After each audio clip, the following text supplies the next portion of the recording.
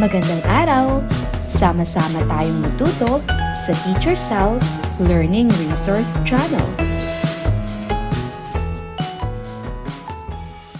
Geometry 6, Term 1, Week 6. Kahulugan ng enerhiya at iba't ibang uri ng enerhiya. Kahalagahan ng pagtitipid ng enerhiya. Mga paraan ng pagtitipid ng enerhiya.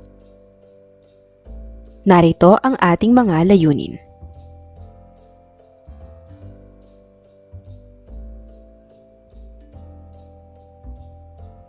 Paano mo ipinakikita ang pagmamahal sa iyong kapwa, lalo na sa mga kasapi sa pamilya? Ibigay ang kahulugan ng mga salitang nakasulat sa ibaba. Enerhiya, produktong petrolyo, fossil fuel, pagtitipid. Kaugnay na paksa bilang isa, kahulugan ng enerhiya at iba't ibang uri ng enerhiya. Ang enerhiya ay anuman na may kakayahan na magdulot ng pagbabago sa mga bagay. Masdan mo ang iyong paligid. Maraming mga bagay ang nagaganap. Kumikilos ang mga dahon sa mga puno. Naglalakbay ang mga sasakyan sa kalsada. Lumilipad ang mga eroplano sa langit. At nagpapaliwanag ang mga ilaw sa ating mga silid. Lahat ng ito ay nangyayari dahil sa enerhiya. Ang enerhiya ang nagpapatakbo sa mga bagay, nagbabago at nagpapatupad ng trabaho. Halimbawa, kapag naglalaro ka ng basketball o volleyball kasama ang iyong mga kaibigan, gumagamit ka ng iyong enerhiya upang gawin ito. Ang pagbukas ng ilaw sa iyong silid, nangangailangan rin ito ng enerhiya. Ngunit ang mga uri ng enerhiyang ito ay hindi pare-pareho. Mayroong iba't ibang uri ng enerhiya. Kumuha ng kapareha at pag-usapan ninyo ang inyong sagot sa tanong na ito. Alam mo ba ang anumang uri ng enerhiya? Mula sa inyong napag-usapan, isulat ang 3 uri ng enerhiya sa inyong kwaderno. Ipaliwanag rin ang gamit nito. Sa unang kolum, uri ng enerhiya at sa ikalawang kolum ay gamit ng enerhiya.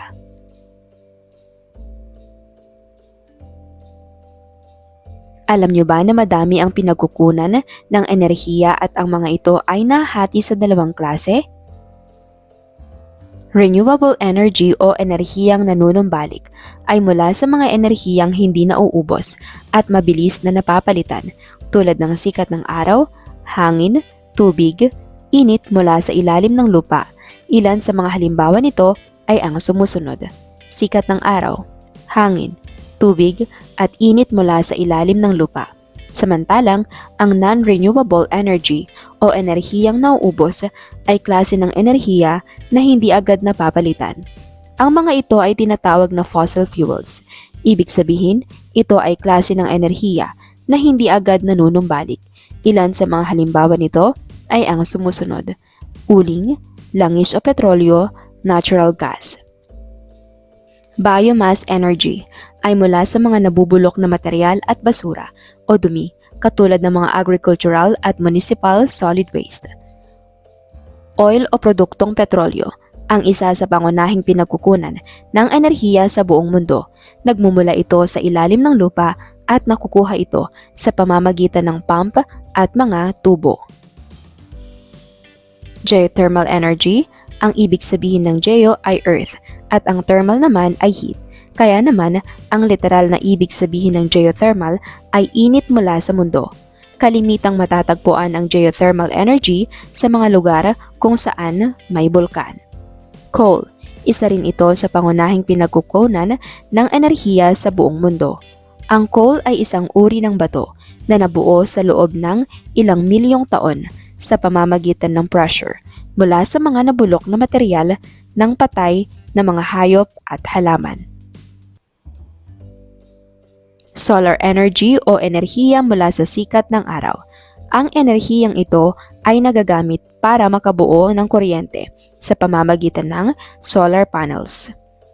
Natural gas ay kalimitang natatagpuan sa malaking bahagi ng mundo. Ito ay nabuo mula sa mahabang natural na proseso at madalas na natatagpuan malapit sa mga deposito ng oil at coal. Hydro. Ang ibig sabihin ng hydro ay tubig. Ang enerhiyang nabubuo nito ay tinatawag na hydropower. Ginagamit ito para makabuo ng kuryente sa pamamagitan ng mga dam at turbine.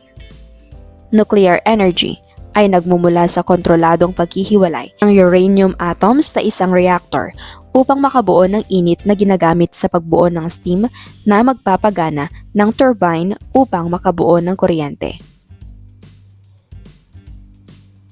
Ocean energy o enerhiya ng dagat ay ang paggamit ng init ng tubig sa karagatan o galaw ng tubig sa karagatan upang makabuo ng kuryente. Wind energy ay enerhiya mula sa hangin na ginagamit ng wind turbines upang makabuo ng kuryente. Ang malaking bahagi ng enerhiya ng kuryente na ating ginagamit sa araw-araw ay nagmumula sa oil at coal. At napag-alaman na natin na ang mga enerhiyang ito ay nauubos at milyong taon ang kakailanganin para mapalitan ng mga ito. Ang paggamit rin ng enerhiyang ito ay nakakasira sa ating kalikasan. Ang usok na nagmumula sa paggamit ng produktong petrolyo at coal ay nagdadala ng dumi sa hangin at tubig. Ang pagmimina rin ng mga ito ay nakakasira sa ating mga lupa at karagatan. Subalit, nakasanayan na natin ang paggamit ng mga enerhiyang ito, ang produktong petrolyo. Halimbawa, ang nagpapatakbo ng halos lahat ng sasakyan, panghimpapawid man ito, panglupa o pangdagat. Ginagamit rin ito sa maraming bagay na ating kailangan sa araw-araw, gaya ng wax, shampoo, kahit ang mga crayons na ating ginagamit sa paaralan ay gawa rin dito. Ano kaya ang mangyayari sa atin kung mauubos na ang mga ito? Ano-ano ang ating gagawing pagtitipid upang hindi ito maubos? Ngayong alam mo na ang kahulugan ng enerhiya at kung saan nagmumula ang mga ito, balikan at isipin ang mga sariling paraan ng pagtitipid ng enerhiya na iyong ginagawa sa araw-araw. Sumulat ng 3 mga paraan sa iyong kwaderno at ibahagi ito sa iyong mga kaklase. Ang aking mga sariling paraan ng pagtitipid ng enerhiya.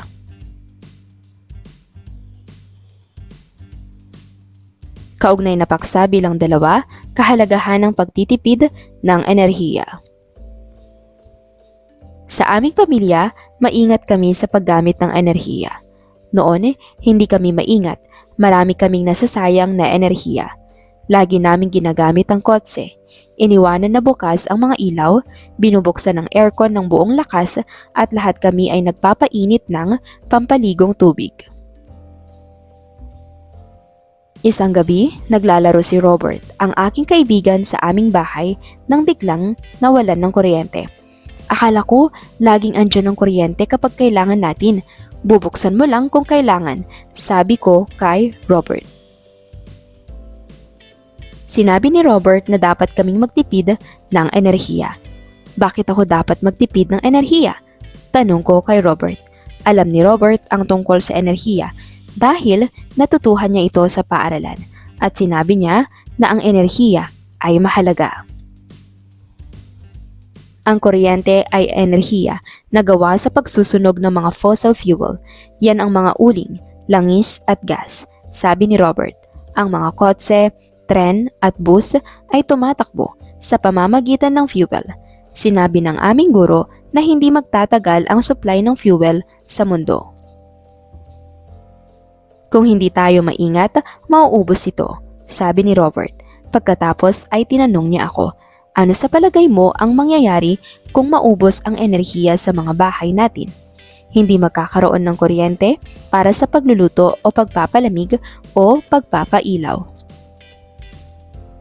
Magiging mainit tayo, magiging madilim sa gabi, at ang lahat ng pagkain natin ay magiging malamig kung wala tayong gas para sa pag-iinit ng pagkain.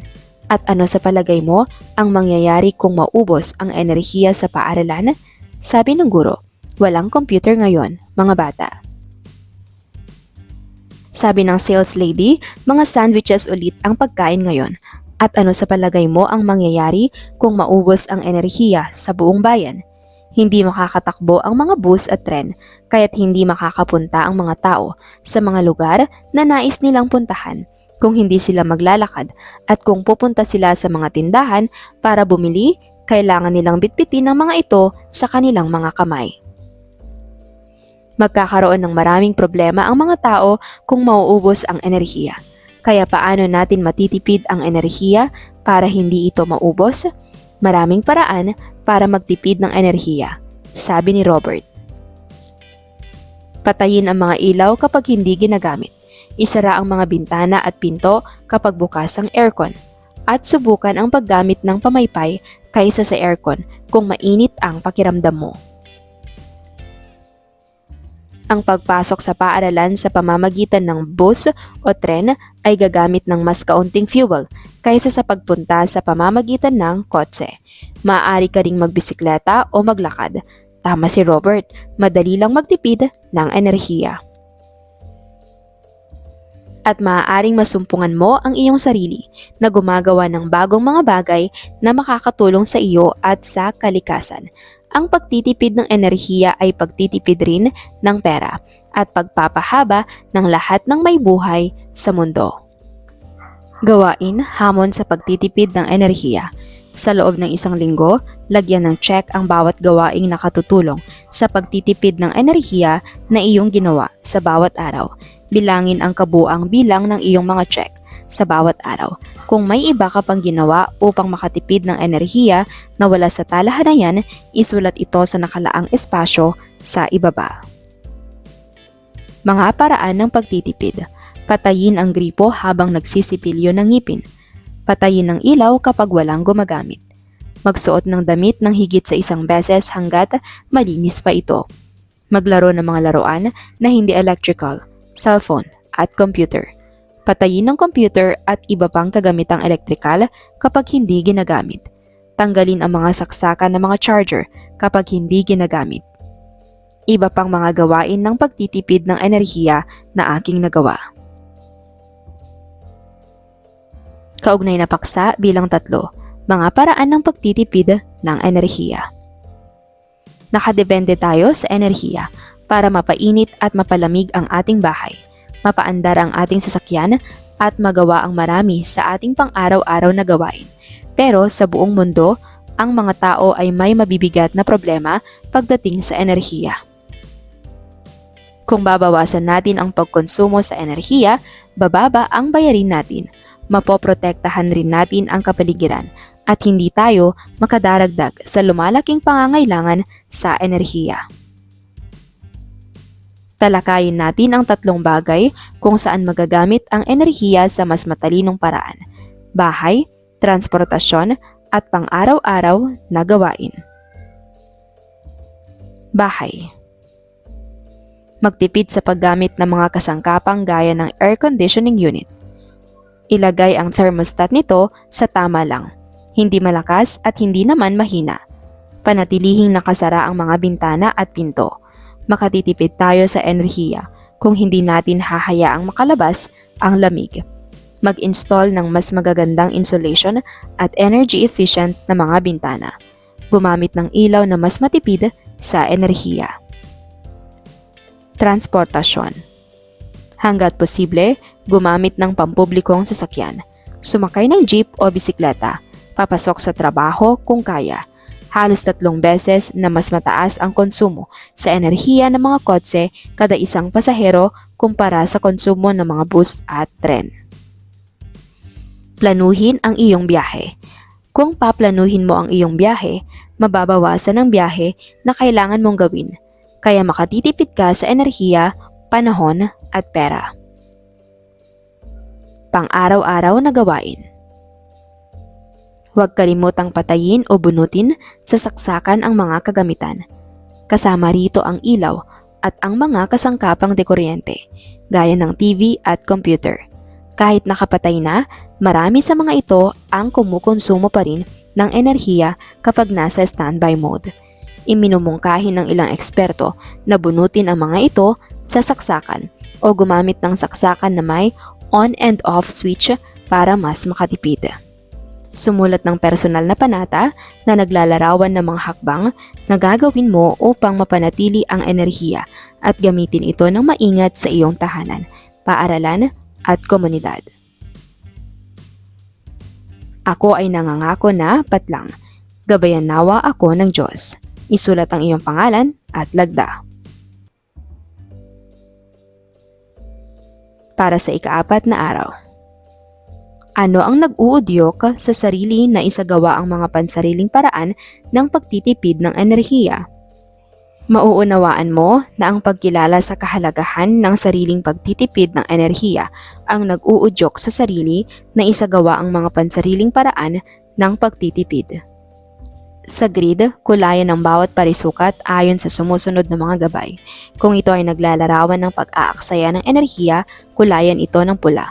Kung ito ay naglalarawan ng paraan upang makatipid ng enerhiya, kulayan ang parisukat ng dilaw.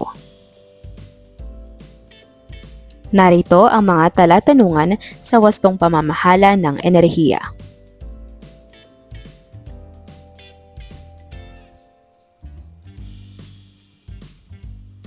Narito ang mga tamang kasagutan.